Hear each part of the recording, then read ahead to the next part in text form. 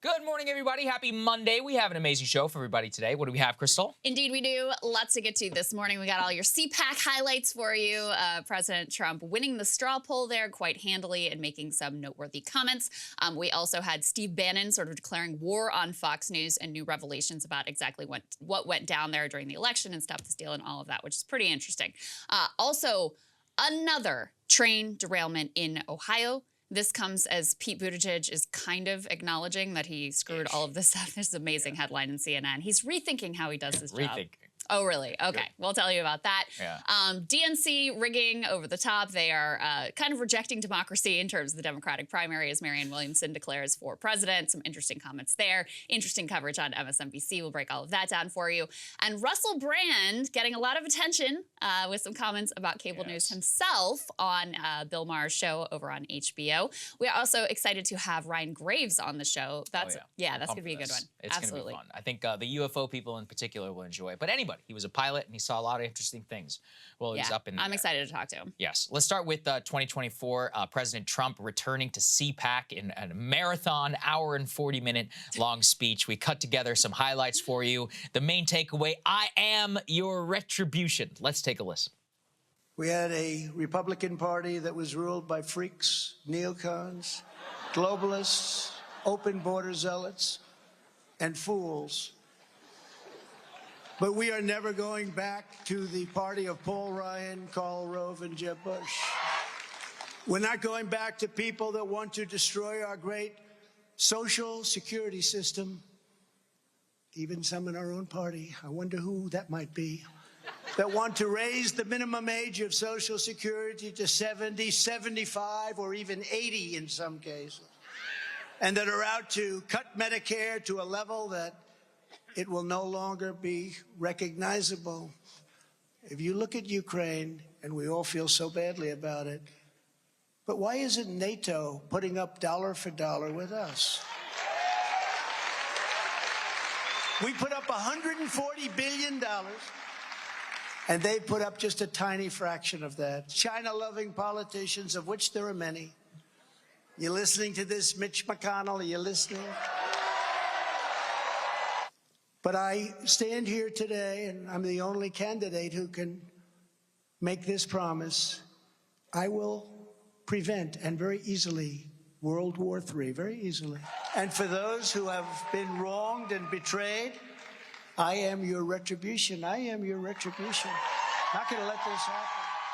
I am your retribution. Powerful, I guess, grievance message. I mean, it fits a little bit with American carnage, but the reason the media was focusing in on a lot of that one, obviously that one's on Stop the Steal, but the previous ones, Krystal, a lot of that is vintage Trump. That is, I'm going to end end the war in Ukraine in 24 hours. I can't tell you how I'm going to do it. No World War III on my watch, something that Biden has not yet been able to say publicly. And then really, I think the most important one was the Medicare and Social Security, the flaying of Paul Ryan, calling out Mitch McConnell, the establishment GOP, and just saying, look what these people want to do. They want to cut benefits for hardworking, earning seniors. I am not going to let them do that. So you put it all together, you kind of a very traditional America First speech that he gave there, sprinkled in with like some little Stop the Steal there at the end, a very vague reference to all of that. Not an accident, I think, though, in order to unite the hardcore Trumpers who feel like the election was stolen with a broader economically populist message, which obviously won in the White House in 2016. Overall, I mean, you put that together like I think that we did, and that's a solid message. It's a solid message in this primary.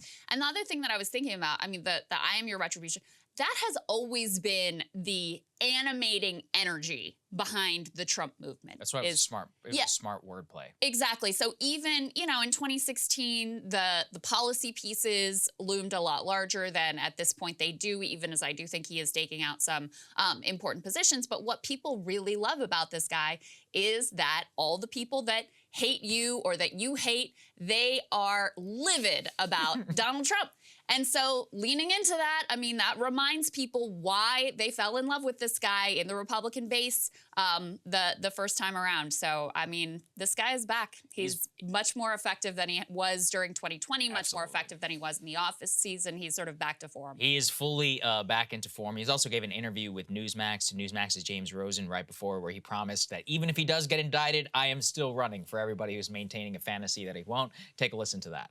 Can you take this moment to assure your donors and your supporters that you're in this race to stay no matter what happens with those investigations if you are indicted one or more times? Sure. Well, they did 2 phony impeachments, and we won that, and the Republicans stuck together, and we won, as you know, we went up very substantially in the polls. These are witch hunts. These have been going on for a long time. They've weaponized justice in our country. It's a disgrace, and I think people are very angry about it. Even Democrats are very angry about it. So you'll stay in the race? Oh, absolutely. I wouldn't even think about leaving. So there you go.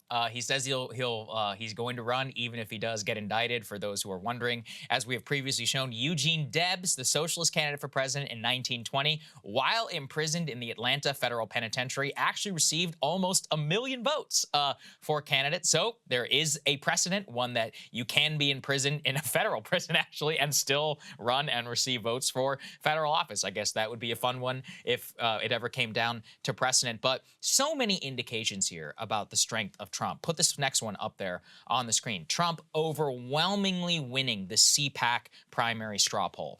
Now, does the CPAC primary straw poll matter? I mean, not really. Rand Paul has won it at certain points. You know, other politicians who never ended up having a chance in hell. But when I look at this, what I'm looking at are, these are not only Republicans, these are the faithful, you know, the people who will fly from all over the country and attend every single one of these. And 62% in the poll, Krystal. DeSantis comes in second at 20%.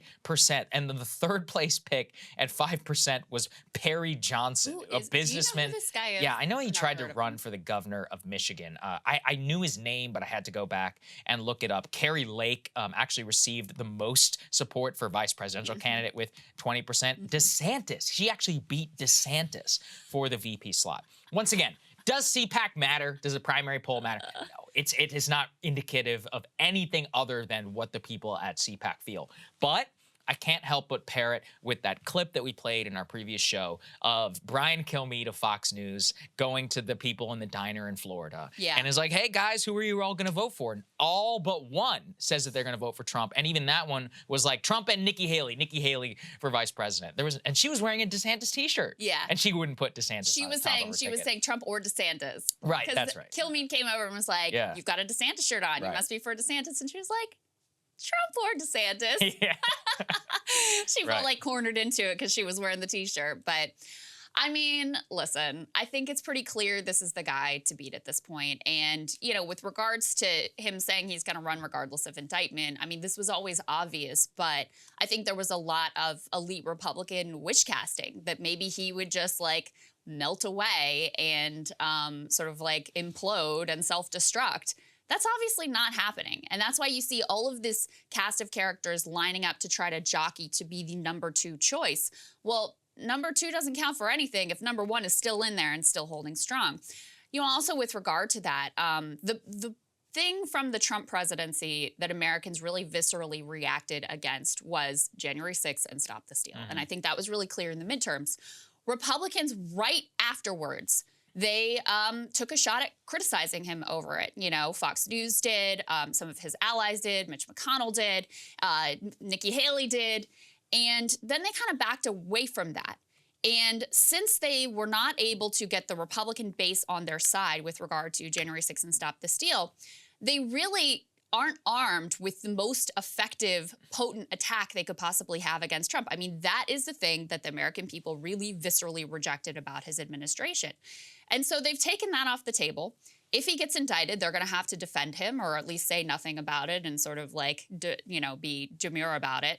And I think it leaves them in a really difficult position because other than that, he's in a better position vis-a-vis the base than they ultimately are with regard to the positions that he's staking out from an issue perspective. That's why I don't have any sympathy for them. It's like, okay, then don't say you're going to cut Social Security and pump hundreds of millions of dollars into Ukraine. It's actually not difficult to get on the right side of the base. But, okay, they would rather have their elite positions. Well, then you're basically guaranteeing yourself Trump. Trump having some fun with Nikki Haley's speech. Let's put this up there on the screen, putting it out, saying, congratulations to Nikki Haley on drawing such a large crowd at CPAC.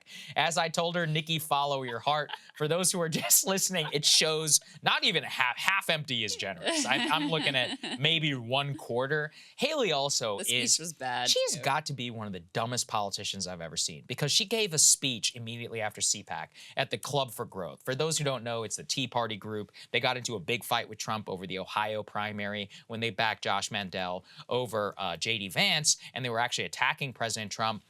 They want to return to a more economically libertarian candidacy, primary, etc. Okay, Yeah. well, she spoke at the conference, at the Club for Growth conference. She's like, I take great pride in being one of the politicians that was invited here. There were some other people that weren't invited here as a veiled attack at Trump. I'm like, yeah, lady, winning the Club for Growth primary invitation, that's definitely how you win a GOP primary because it's Right. not like they haven't lost all the ones where they've backed somebody against Trump. Just complete and total idiocy. I mean, all I guess it will show Krystal is, yeah, she's going to have a hell of a lot of money. I mean, I don't remember a time when a hell of a lot of money in a Republican primary with Trump has ever mattered at all. And maybe because, you know, it's not like she was the only candidate who was invited to Yes. It's not like Yeah, they picked good her. point. DeSantis was there as well. Yeah. And I think maybe, I don't know, some of the other ones were there too, but Trump didn't get an invite because they have this rift. Like, congratulations, you won over, you know, a group of wealthy elites within the Republican Party. Maybe they're auditioning you. Potentially, you're going to get their support. But yeah, obviously, all of these other contenders, they have at least one billionaire who's willing to back them. And so, you know, they've convinced themselves that they really have a shot.